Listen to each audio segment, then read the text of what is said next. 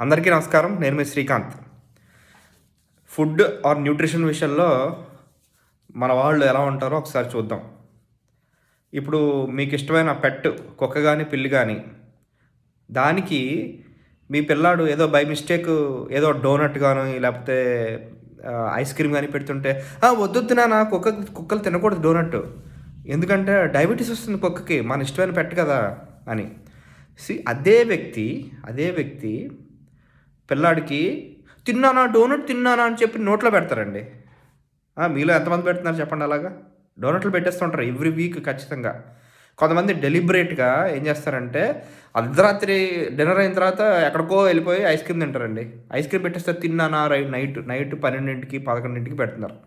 అది మనకు ఉండేటువంటి న్యూట్రిషన్ మీద ఉండేటువంటి అవగాహన అంటారా, మూర్ఖత్వం అంటారా అని. అది